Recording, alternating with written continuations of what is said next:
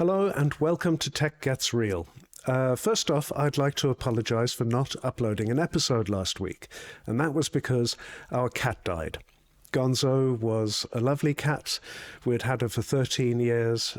She was very much part of the family, and we were all very sad at her passing at the beginning of last week. So that's why there was no episode then. But here's one for this week, because I just read an article in the Wall Street Journal that really got my goat. Got a lot of things wrong about Europe's content rules, and the idea that somehow this means Europe is trying to censor free speech in the United States, which is codswallop. So let's get into it. The article in question is entitled "The European Threat to Your Free Speech," and it was published in the Wall Street Journal opinion section yesterday by Megan K. Jacobson, who's a journal staffer. And it essentially praises the decision last month by the US State Department to ban 5 individuals from entering the United States because they played a part either in setting up or enforcing online content rules in the European Union and the UK. The most prominent of these individuals is Thierry Breton, who was the member of the European Commission who was most responsible for setting up the Digital Services Act, which is a law that essentially governs how big online platforms like Facebook and Google and X and so on have to take down content that has been flagged to them as being illegal under European law. The other people who've been banned are the co-directors of a small German non-profit called Hate Aid, which exists to help victims of online harassment and also to flag up hate speech, which is illegal under German law, to the big platforms, telling them, hey, you've got to take this down ASAP. The head of the Centre for Countering Digital Hate in the UK, similar thing, and the head of the Global Disinformation Index, which basically tells advertisers, hey, do you really want to be placing your ads next to this illegal content? And so on. So it's all about hate speech and disinformation and other things that are, again, illegal under the laws in Europe and the UK. And for that, these people are getting banned from entering the United States. According to Jacobson, this ban is, quote, a clear shot across the bow of the European Union and the UK, where political leaders are attempting to apply European speech rules online internationally that would grossly violate America's First Amendment.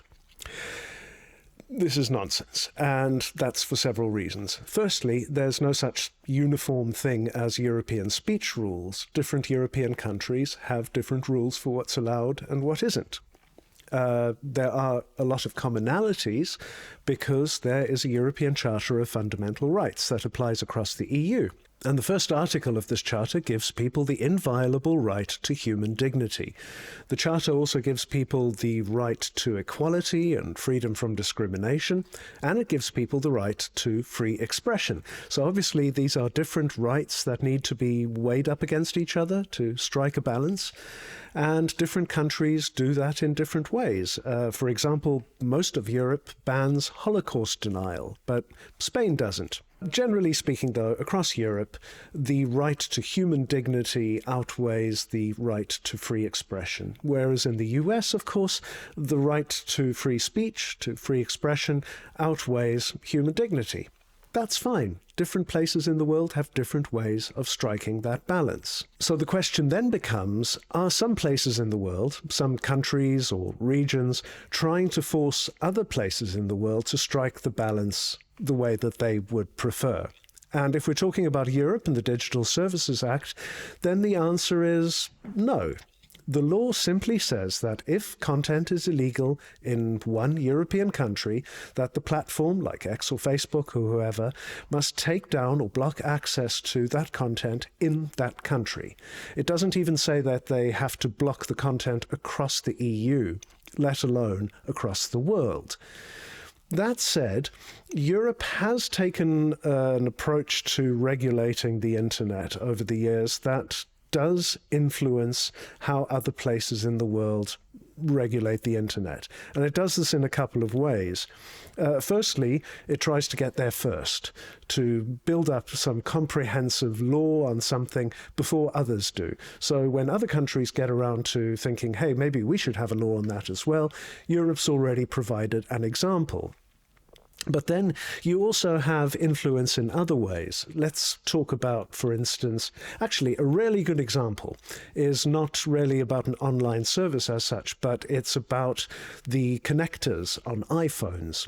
Nowadays, they all have to be USB-C connectors, not Lightning, as Apple wanted to keep it, because of European regulation. It's all to do with avoiding electronic waste.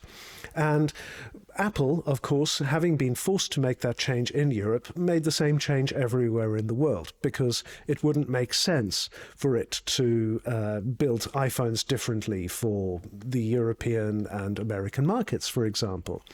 And so we see something kind of similar with how Europe has influenced various platforms to change how they function in ways that the platforms kind of go, well, we're just going to do that for the whole world now, because it doesn't make sense to try and comply differently in different countries. For example, it was Europe that forced Google and its peers to allow users to download the information that they hold on them, just to let them see it, and also to let them port that information across to rival services, like an antitrust thing.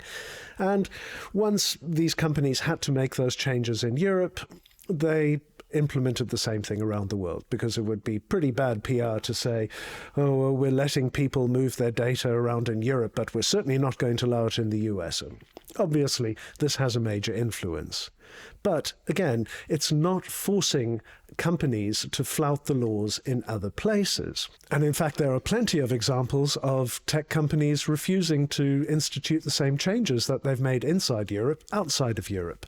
So, for example, we have the Digital Markets Act, which is an antitrust law, a competition law that came out about the same time as the Digital Services Act.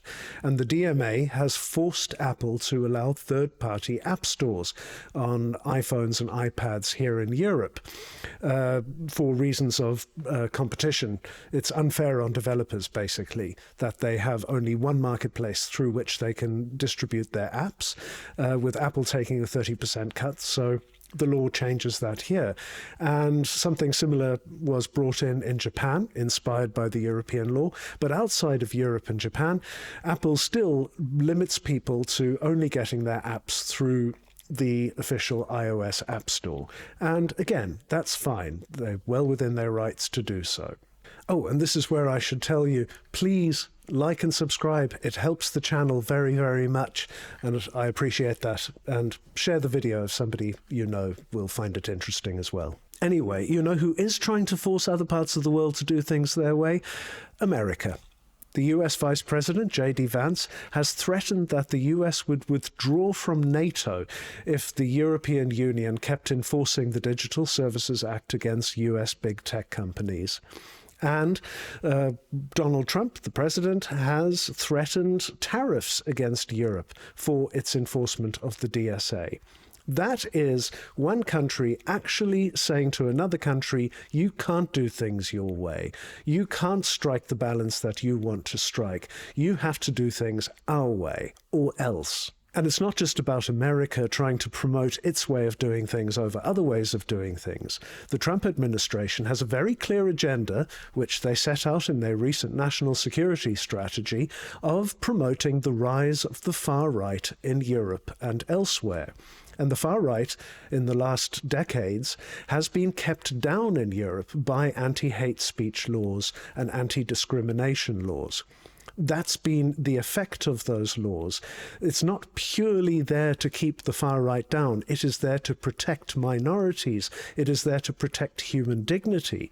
But, of course, the effect has been to keep down people who want to trample all over minorities and kick them out of the country, and who don't give a damn about human dignity.